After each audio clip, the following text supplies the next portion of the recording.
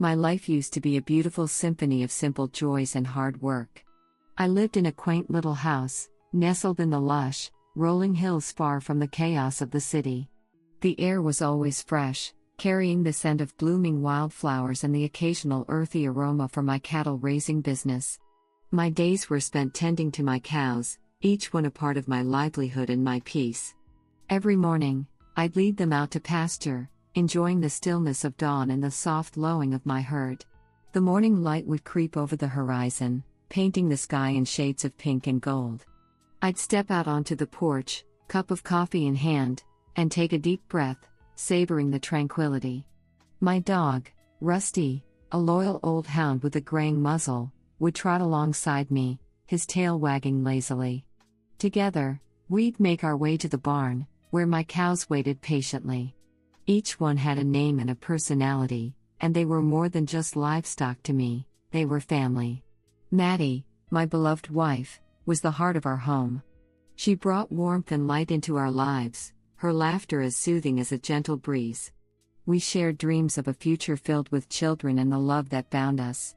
Together, we envisioned a life where our children would grow up in the same idyllic surroundings, learning the ways of the land and the simple, honest life we cherished. Every evening, as the sun dipped below the horizon, Maddie and I would sit on the porch swing, her head resting on my shoulder. We'd talk about our day, our hopes, and our plans for the future. She had a way of making everything seem possible, her optimism a beacon of light in our little corner of the world. "Gilbert," she'd say, her voice soft and filled with love, "one day, we're going to have a big family, and our kids are going to run through these fields, laughing and playing. Can you imagine?" I'd smile and squeeze her hand. "I can, Maddie. I can see it all. And we'll teach them everything we know about this land. They'll grow up strong and happy, just like we dreamed."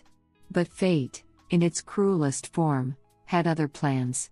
One bright morning, as Maddie prepared a special meal for my birthday, a gas explosion shattered our world. I remember the moment as if it were yesterday, her scream piercing the air, the fire spreading with a ferocity that defied belief. I was out in the pasture when I heard it, the sound echoing across the hills, freezing the blood in my veins. I dropped everything and ran, my heart pounding with fear. I reached the house just in time to see flames consuming it.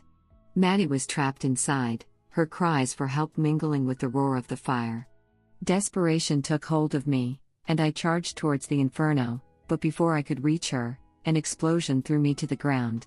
The last thing I saw was a piece of metal flying towards me before everything went black.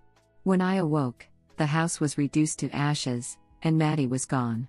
The pain of losing her was unbearable, a wound that no time could heal. They told me she had died from severe burns at the hospital, but I never saw her body. That day marked the end of my old life and the beginning of a long, dark descent into a hell I could never have imagined. In the weeks that followed, I was a ghost of my former self. Friends and neighbors tried to console me, but their words were hollow, unable to reach the depths of my grief. One evening, my best friend, Tom, came by. He was a sturdy, dependable man, someone I'd known since childhood. "Gilbert, you can't keep going like this," he said, his voice firm but gentle. "Maddie wouldn't want you to waste away. You have to find a way to move forward." I stared at him, the emptiness inside me reflected in my eyes. "Move forward to what, Tom? Everything I cared about is gone. I don't know how to live without her." Tom sighed, a look of profound sadness in his eyes. "I know it's hard, but you're still here. You have to keep living, for Maddie's sake. She loved you, Gilbert. She'd want you to be happy." Happy. The word felt foreign, almost cruel. How could I ever be happy again when the light of my life had been snuffed out so abruptly? I turned away, unable to face the pity in his eyes. "I just need some time," I muttered, though deep down, I knew that time would never heal this wound. Days turned into weeks, and weeks into months. The seasons changed, but my grief remained, a constant, unyielding presence. The house was gone, my business in ruins, and my heart shattered. I spent my nights in the local bar, seeking solace at the bottom of countless bottles.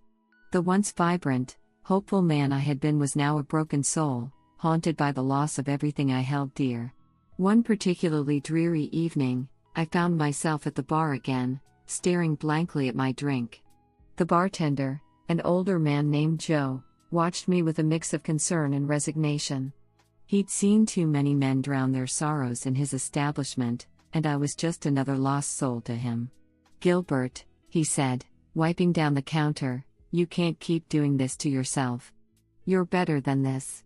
I looked up, my vision blurred by alcohol and tears. "Better? Joe, I don't even know who I am anymore. What's the point of it all?" Joe leaned in, his eyes serious. "The point is to keep going. You owe it to yourself and to Maddie's memory. Find a way to live, even if it's just one day at a time." His words, though well-meaning, felt like a punch to the gut. I downed the rest of my drink and stumbled out into the night, the cold air a harsh reminder of the emptiness inside me. The life I had known was gone, and with it, any semblance of hope. All that remained was the pain, and the desperate, futile attempts to escape it.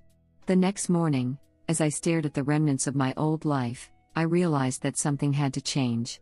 The man I once was might be lost, but somewhere deep within, a flicker of determination remained. I didn't know how or when, but I vowed to find a way to rebuild, to honor Maddie's memory and the love we had shared. Little did I know that this flicker would soon ignite into a flame, leading me back to a past I thought I had lost forever. In the aftermath of the explosion, my life spiraled into a darkness I could never have foreseen. The grief and emptiness gnawed at my soul, making each day feel like a struggle for survival. I became a shadow of the man I once was, drowning in a sea of despair and alcohol. The farm, once a symbol of our dreams, now stood in disrepair. The cattle dwindled, and the fields grew wild with neglect. My days blurred together in a haze of drinking and sorrow, each bottle a futile attempt to numb the pain. I was lost, adrift in a world that had lost all meaning. It wasn't long before my financial situation mirrored my emotional state. Debts began to pile up, the bank hounding me for payments I couldn't make. The neighbors, once friendly and supportive, started to avoid me, their pity turning to disdain. I was a failure, and everyone knew it. One cold, dreary evening, I found myself at the bar once again, nursing my umpteenth drink. Joe, the bartender, looked at me with a mixture of concern and frustration. He'd seen this decline before, and he was tired of watching it unfold. "Gilbert," he said, leaning on the counter, "you need to pull yourself together. This isn't the life Maddie would have wanted for you." I glared at him, my vision swimming. "Don't you dare talk about her," I slurred, anger and grief warring within me. "You don't know what it's like." Joe's eyes softened, and he sighed. "I know you're hurting, but drinking yourself to death won't bring her back. You need to find a way out of this, for your sake." I scoffed, downing the rest of my drink. "And what would you suggest, Joe? My life's in ruins. I have nothing left." As if on cue, a man approached the bar, his presence dark and foreboding. He was tall and lean, with a slick demeanor that set me on edge. He slid onto the stool next to me, his eyes cold and calculating. "I couldn't help but overhear your predicament," he said smoothly. "Name's Jack. Jack Collins. I might have a way for you to get back on your feet." I eyed him warily. "And what would that be?" Jack leaned in closer, lowering his voice. "Let's just say I have a business proposition. Something that could help you pay off your debts and make a little extra on the side." I frowned, suspicion gnawing at me. "What kind of business?" Jack's smile was sharp, like a knife. "Smuggling. Goods across the border. It's risky, sure, but the payoff is worth it." Desperation clouded my judgment. I had no other options, no other way to escape the crushing weight of my debts and despair. With a heavy heart, I nodded. "I'm in." The days that followed were a blur of clandestine meetings and dangerous runs. Jack introduced me to a network of smugglers, each more dubious than the last. We transported everything from stolen goods to illicit substances, the risks high but the rewards even higher. My life became a constant cycle of danger and deceit. I was always looking over my shoulder, paranoid that the law or rival smugglers would catch up to me. The thrill of the runs offered a temporary distraction from my grief, but it was a hollow comfort. Each night, as I lay in my rundown shack, I felt the weight of Maddie's absence, her memory a haunting presence that never left my side. One evening, after a particularly perilous run, Jack and I sat in a dimly lit warehouse, counting our earnings. The money was good, better than I had seen in months, but it came at a steep price. "You're doing well, Gilbert," Jack said, lighting a cigarette. "You've got a knack for this line of work." I shrugged, pocketing my share. "It's not exactly what I envisioned for my life." Jack laughed, a harsh, grating sound. "Life's full of surprises, isn't it? Just remember, the more risks you take, the higher the reward." I nodded, though his words did little to comfort me. I was walking a razor's edge, and one misstep could mean the end of everything. As the months wore on, the smuggling runs grew more dangerous, the stakes higher. Jack pushed us harder, driven by greed and ambition. I found myself in increasingly perilous situations, each one a test of my resolve and survival instincts. One night, as we prepared for another run, Jack pulled me aside, his expression serious. "There's a big shipment coming in. High-value goods. If we pull this off, we'll be set for life." I frowned, sensing the danger in his words. "What's the catch?" Jack's eyes gleamed with excitement. "The catch is the Border Patrol's been cracking down. We'll have to be smarter, faster. But if we succeed, it'll be worth it." Despite my better judgment, I agreed. The lure of financial freedom was too strong, the promise of a way out of my misery too tempting to resist. As we made our way through the dark, winding paths towards the border, my heart pounded with a mix of fear and anticipation. The night was eerily silent, the only sound the crunch of gravel under our boots. We reached the drop point, our contact waiting with the goods. "Hurry up," the contact whispered, his eyes darting nervously. "The patrol's been through here twice tonight already." We worked quickly, loading the goods into our truck. Just as we were about to leave, the distant sound of sirens filled the air.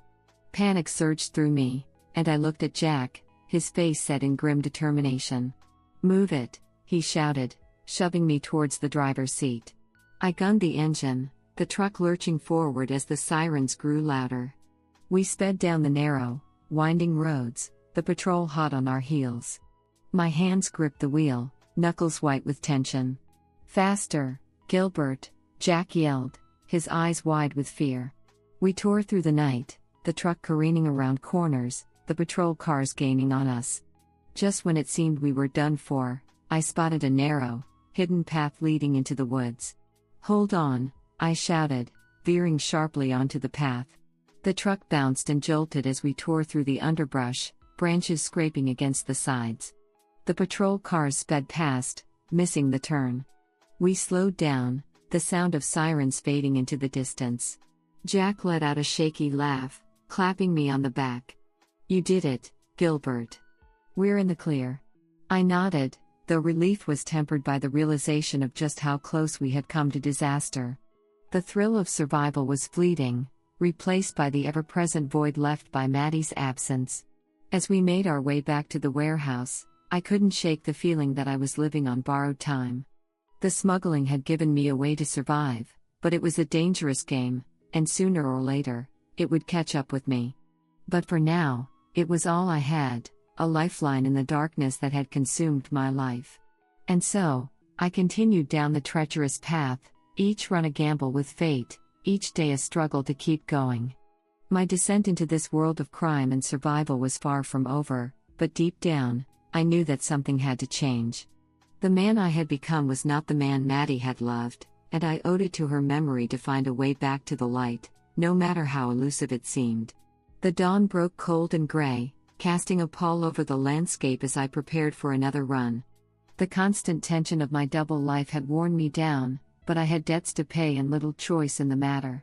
Jack had another job lined up, and as always, it promised to be both lucrative and dangerous. As I loaded the truck with the latest shipment, my mind drifted to the life I had lost. The memories of Maddie haunted me, her laughter echoing in the corners of my mind. I missed her terribly, the pain of her absence a constant ache that never truly subsided. But there was no time for dwelling on the past, survival demanded my full attention. Jack and I set out before dawn, navigating the treacherous paths that led to the border. The plan was simple: deliver the goods, get paid, and get out. But in this line of work, things rarely went according to plan. As we neared a small, remote village not far from the border, I noticed a figure by the side of the road, waving frantically. I squinted through the early morning mist, trying to make out the details. A woman, disheveled and desperate, stood there with a child clinging to her side. "Jack, stop the truck," I said, a strange sense of urgency gripping me. He glanced at me, suspicion in his eyes. "Why?" "We don't have time for this."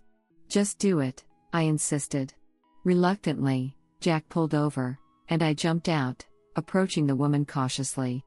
As I got closer, my heart skipped a beat. She looked familiar, too familiar. "Excuse me, ma'am," I said, trying to keep my voice steady. "Do you need help?" She turned towards me, her eyes wide with a mix of fear and hope. "Yes, please. We're trying to get to the village up ahead. My son and I have been traveling for days." The voice was unmistakable. My heart pounded in my chest as I took a closer look at her face. Beneath the grime and exhaustion, there was no mistaking her. It was Maddie. "Maddie?" I whispered, my voice barely audible. She gasped, her eyes filling with tears. "Gilbert? Is it really you?" I felt a surge of emotion so overwhelming that I thought I might collapse. "Yes, it's me." How are you here? I thought you were dead." She finished for me, tears streaming down her face. "I thought you were too. But I survived, Gilbert.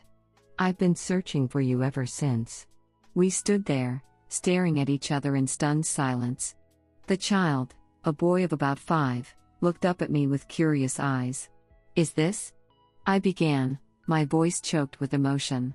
"Our son," Maddie confirmed, smiling through her tears. "His name is Charles." "Gilbert, we need to move," Jack called from the truck, his impatience evident. "What's going on?" I turned back to him, my mind racing. "Jack, this is my wife, Maddie. And my son, Charles. They need a ride to the village." Jack's expression softened slightly, though I could see the wheels turning in his head. "All right, but we need to be quick. We're on a schedule." Maddie and Charles climbed into the truck, and I joined them in the back. As we drove, Maddie and I held each other tightly, afraid to let go, as if the moment might vanish like a dream. "How did you survive?" I asked, unable to contain my curiosity. "It was a miracle," Maddie said softly. "After the explosion, I was trapped under some debris. By the time they found me, they assumed no one else had survived. I was in the hospital for months, and when I recovered, I had no idea where to find you. I traveled from place to place, hoping to hear news of you. It wasn't until recently that I heard rumors of a man matching your description working near the border. I can't believe it," I whispered, brushing a strand of hair from her face. "I thought I had lost you forever." "We're together now," she said, her voice filled with determination. "That's all that matters." As we neared the village, a sense of dread crept over me. I knew I couldn't keep Maddie and Charles safe in this dangerous world I was entangled in. But for now, all I could do was relish in the miracle of their presence and figure out a way to protect them from the darkness that had consumed my life. When we arrived, Jack pulled me aside as Maddie and Charles climbed out of the truck. "Gilbert, we need to talk. This changes things." "I know," I replied, my mind racing. "But right now, I need to make sure they're safe. We'll figure out the rest later." Jack nodded, a rare look of understanding in his eyes. "Just be careful. This world we're in.